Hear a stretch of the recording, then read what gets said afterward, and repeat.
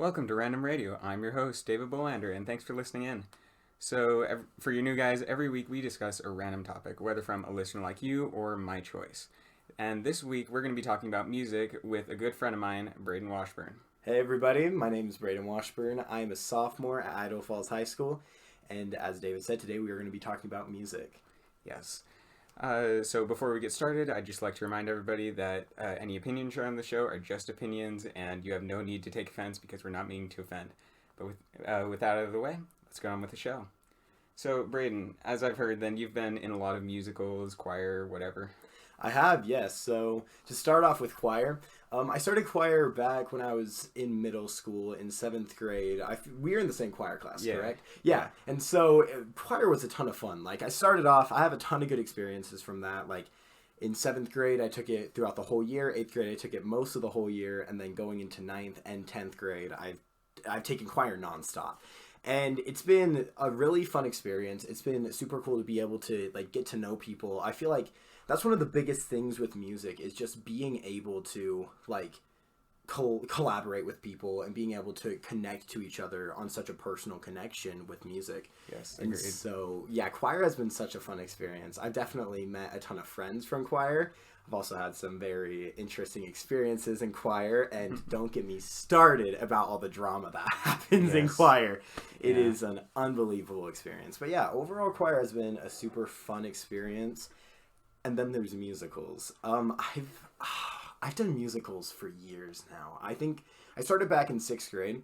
My first ever musical was Mulan Jr. And I have such a funny story about this. So basically, it was our second night of performances. I think we only had 3. And on our second night, I was a soldier in the show. And so we're all doing our moves during Make a Man Out of You. And I had a stick and I went to do one of the moves and I accidentally hit one of my friends in the face. Oh. Well, he dropped his stick. It rolled under another kid. That kid slipped and dropped his stick on the floor, fell. And that kid started crying, ran off stage. The music started like slowing down, stopping. All of us just picked right back up. Like everything was going crazy. And I mean, the 2 leads just kept going how they went, and it's crazy. It was a really interesting experience, but it's super fun. And like even like that was probably about 5 years ago, and even from 5 years ago, I still remember like this one vivid memory I have of this one kid who taught me the Spider-Man Handshake from the movies, and that handshake I know to this day, and I've taught it. So this year. I'm in 7 Brides for 7 Brothers at the moment, and there's this one kid who is in 7th grade who I've been like just talking to and becoming friends a little bit, and I taught him the Spider-Man Handshake, and I hope that he's able to kind of grow up to like be my age and then teach somebody else the Spider-Man Handshake and kind of remember it. And so I did Mulan back in 6th grade, and then I went into the Little Mermaid. Little Mermaid was an interesting experience. Yeah, that's what I heard. Yeah. It was okay. There was just a lot of drama between the cast members. And then I actually, starting off with musicals, I had a really bad experience. Oh, really? Starting off, I was bullied a lot at the musical rehearsals. Like, I remember Mulan, I was just kind of, like, I didn't talk to anybody. I was always, like, kind of just to the side. And I didn't really want to, like, make myself... Like, I didn't want to talk to anybody. And so I remember, like, the first day of Mulan rehearsals going out to my grandma's car when she picked me up and being like, I don't want to do this. Like, I can't do another 2 weeks of doing this show when... there's nobody to talk to. And that set off a really bad experience with musicals. So my mom finally convinced me, just, hey, try out for the Little Mermaid, see if you get in. And I got a role. I was a sea turtle. Being a sea turtle is such a weird experience. I tell you, if you don't have to be a sea turtle, I would rather like try to avoid being a sea turtle. Yeah. But overall, that play was fun, but it just set off a bad experience. So I took a break from musicals for a full year. And that was the worst year to take a break from musicals because I miss Shrek the Musical. I miss Newsies when Newsies was happening. Missing Newsies makes me so mad to this day because the music in it is amazing. Yeah. And then I also missed... I can't remember. I think I missed Madagascar Jr. And all those shows are such fun shows, and I kind of missed it. And then the next year came around, and the Idaho Falls Youth Arts Center, they put on a performance of Matilda the musical. And my mom was like, hey, you could be Matilda's brother, maybe. You should audition, see if you get a lead. If you don't, then I'm not going to force you to do it. Mm-hmm. So I was like, okay. So I auditioned, and I got a call back for Michael, Matilda's brother. And I was really, really excited about it. I was like, oh my gosh, this might actually happen. And so I spent so many hours memorizing and getting lines down and everything for Michael. And I went in so stressed out about it. And I did the rehearsal. Or I did the callback, and I felt so good about it, and I got the role. Oh, yeah? And so being Michael in Matilda was, like, that was my click. That was what made it so I wanted to keep doing musicals.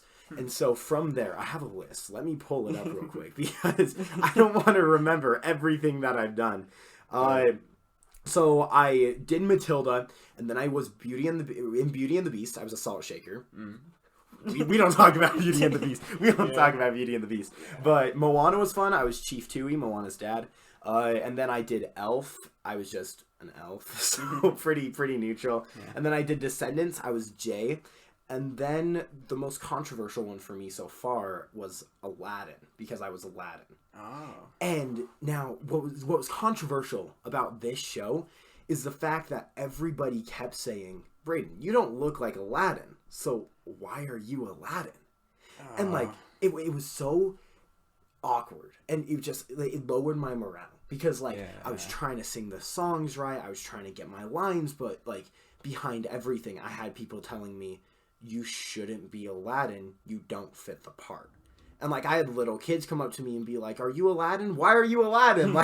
like my like body frame, I'm kind of like, I'm built bigger, I'm built taller, I'm like, what do you call it? I'm white. And so me being Aladdin, like, it was just, like, everyone was like, why are you Aladdin? But overall, that experience was fun. It was definitely a learning experience. And now I'm in 7 Brides for 7 Brothers. And it's definitely probably the funnest I've had in a musical, solely due to the fact that it's just a ton of teenagers. It's a ton of high school kids. Yeah. They're all my friends. We all get along super well, and so like that's just been kind of a really good experience to go from a play with so much controversy and so much negativity, and then moving into a super positive play.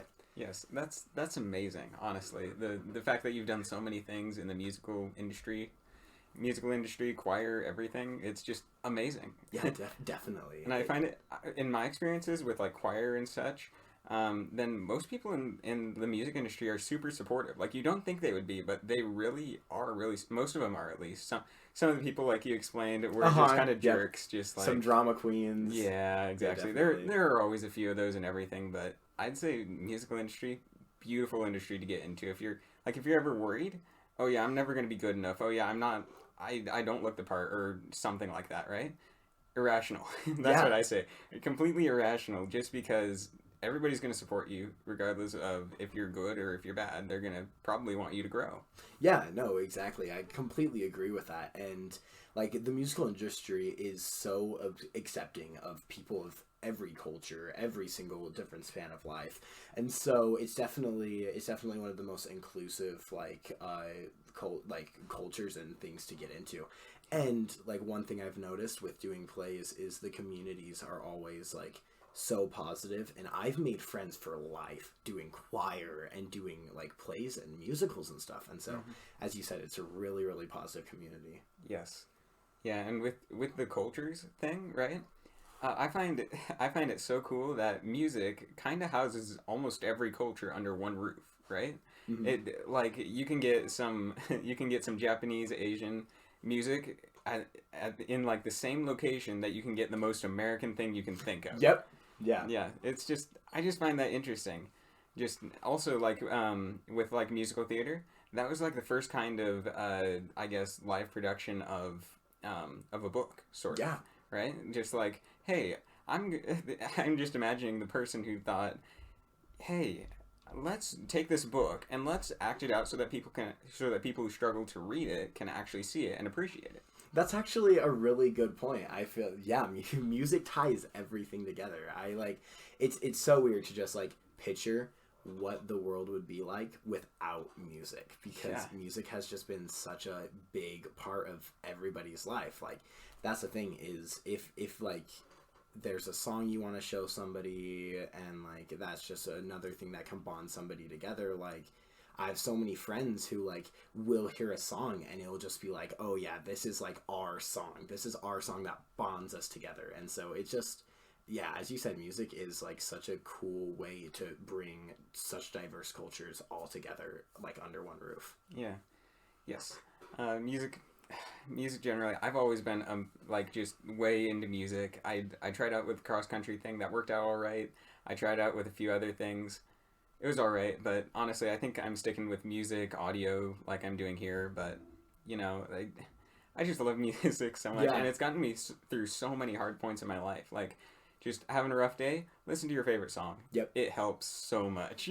No, it definitely does, and I actually have a story about that. So back when I was like 3 or 4, I don't remember it, but my dad told me about it today, and it was such a cool experience for me to hear it from my dad. Basically, so when I was like 3 or 4, my grandpa started suffering from cancer, and he started really like not being able to like function super well, and it just got to the point where he just was really struggling to like live. And so I remember right before he passed, I would constantly be looking up Linkin Park on YouTube and be listening to Linkin Park's music, because that my aunt had shown me that, my like grandpa's daughter. And so like I tied that in with my grandpa, and so that like my grandpa was passing and I would listen to Linkin Park's music just so that I could have like some sort of personal connection to my grandpa. And that's what's crazy, is I've always really had a personal connection to Linkin Park, and I've never really known why. And so my dad telling me today, like, hey, you used to listen to that music right before like grandpa passed. That's like, no way. Maybe that's why I have that personal connection to Linkin Park. And so yeah, no, definitely it provides such a personal connection to things, and it's music is amazing. Yeah. Yes, agreed. I haven't had any of those experiences personally, and I hope I never have one. Though, yeah. Though I know it's gonna happen one of these years, but I don't know. I hope I I hope I at least get through it, and I think that I might have a similar situation to you, where it's like music might help me tie together family. It might help me do other things. Like, and now I'm thinking, just like if you've ever been to a wedding, then it's always during the thing, then it's whatever that song is, what I can't remember the name of it, but it has a weird name. But you know, like the Bride's March kind of thing. Yeah, there's that, and that's tradition. It's part of tradition, and it's just interesting that that's part of a lot of people's tradition, is just play this one song during this one point in time that is super special to people. And then afterwards, what my dad and my stepmom did is they chose, I think it was like 20 of their favorite songs each, and they just played them alternating at their after. Wait, that's so cool. Yeah, it was just interesting. And I don't know. Music has always been a good part of my family's lives. No, definitely. That's super cool. Speaking of wedding, actually, I had a super cool experience with music and a wedding. This was about 1.5 years, 2 years back, and it was right when I started to kind of get into guitar playing and stuff, and like I really was like finding myself a guitar. And my mom came up to me and she was like, hey, Brayden, I posted a video of you singing or playing guitar online, and someone reached out and said, hey, could your son come and play guitar for my wedding? Really? And I was like, whoa, no way, this is actually happening. Like, maybe guitar like could actually take me somewhere. And I just barely started too. And so I had barely any experience with guitar playing, and so I was so excited about it. And so like I remember like getting a ton of songs prepared, and I barely knew like how to play. I just knew a few simple chords, so I was finding the simplest songs I could just so I could add some background noise. And so I go to sit down and everything, and I'm like getting my stand ready and my computer all set up, and I'm starting to play. And the bride and the groom come over, and the bride's like, hey, thank you so much. Thank you so much for playing at our wedding. This is the arrangement we want you to play of the bride's march as I walk down the aisle. And I go, oh no, because I hadn't played before. I hadn't played this part before. I've practiced all my other songs. I hadn't really practiced this one. Yeah. And so I get this arrangement. It wasn't super difficult because they knew I was just starting guitar playing. But like, it was so stressful because, as you said, music is such like, that's tradition. That's tradition to have the bride's march, like as the bride's walking down the aisle.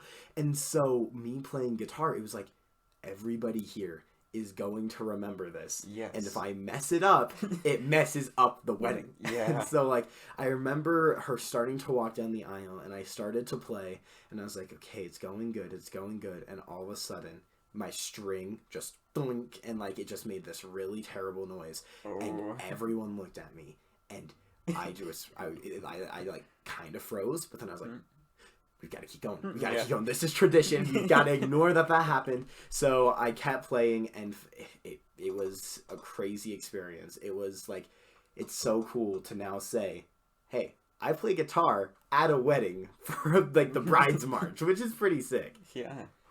Yeah, that's really cool. I've actually been trying to get into guitar these last couple of years, but I'm really liking it, honestly. Yeah. I'm learning quite a bit, and I'm actually taking a couple of the guitar classes at the school.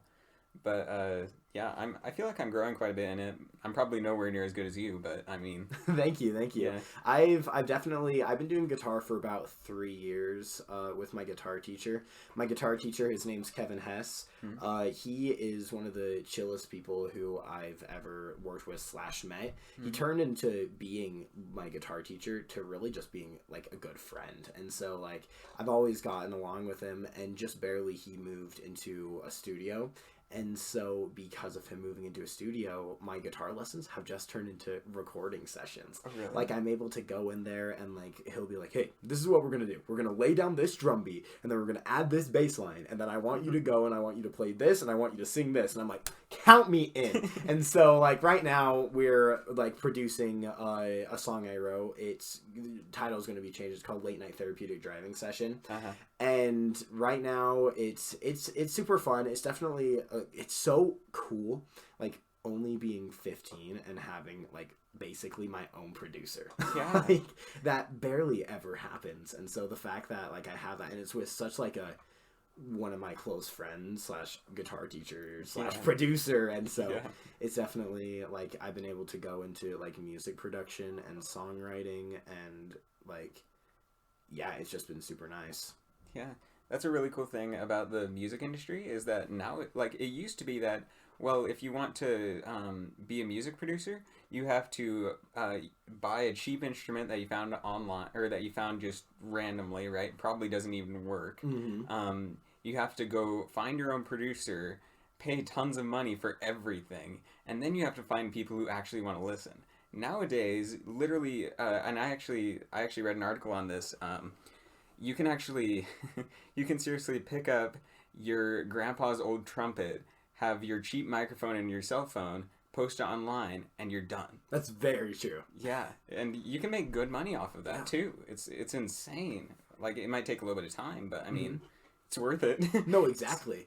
Like my first cover that I ever posted of a song, I think it was Wagon Wheel back in like 8th or 9th grade, because I think we were singing that song in choir. Yeah, I remember you singing that. Yeah, that was fun, but like I remember it. So my dad, when he was in high school, like I think it was like 1998, because he was graduating class of 2000, and it was like 98 or something, and he was like, hey, I want to get into guitar playing. And so he went out and I think he either bought a guitar or he got a guitar given to him from Christmas. And it's this, I can't remember what it's called, but it's just a super nice classical guitar, like the, what do you call it? Like everything is just really nice on it. Yeah. And it had just been sitting in my basement for years, not being touched. And my dad signed me up for guitar lessons and everything, and that's a guitar that I used for a little bit. And then, like, worked really well, and it was just so cool being able to, like, use my dad's guitar that he used in high school. And so then over the summer, I was able to like save up from working, and I bought myself an electric guitar, and like really fun, really cool electric guitar. It's like it's this really nice black color with like red maroon mahogany on the back of it, and it's a really sleek looking guitar and everything. And I would use that constantly. And then I got another acoustic electric, but like I went through kind of a hard time just with like drama and some girl issues and stuff like that like 2 or 3 months ago, and that's like really that's what sparked my songwriting. And I remember sitting down on my bed and playing on my electric, and I was like, this doesn't feel right. And so I got my dad's old acoustic, tuned it up, and I wrote my like first official song on my dad's old guitar. And so like having that personal connection to be able to say, hey, my dad bought this guitar in high school and I just wrote a song on my dad's old guitar. And so that's like my personal connection that I've had with like old instruments and being able to use that. Like I use my dad's old guitar to film and post a cover, which was super cool. Yeah, nice. That's amazing. You'll have to send me a link to your thing. Yeah, I'll need to. Yeah, you'll have to. Hopefully, I'll be releasing songs pretty soon. Once I like officially get them produced, I want to release one like towards my birthday, which is like April 11th. And so I want to release a song in the month of April, and then I want to release like a small EP with just a few songs, like late 2022. Okay. And so like around November, December. And so yeah, I'll definitely send you a link and I'll definitely keep you updated because I'm super excited for it. All right, yeah. Yeah, well, I'm glad you could be here with us. Is there anything else you want to add? Oh, I don't think so. Overall, like music is just such a fun topic to talk about, and I'm so like grateful for all the stuff that music has brought into my life. And overall, like, I feel like I've been able to build myself as a person and build myself as, like, a collaborator and everything from, like, being able to be so involved with music. So, yeah. Yeah. That's always a good feeling when you share a collective interest with somebody, right? And you both know exactly what you're talking about. You both know, like, you know what I mean, right? Yeah. Oh, yeah. I know exactly what you mean. Yes. Well, I'm glad that you've had some amazing experiences with music, and I'm glad that you could come and speak on this podcast with me.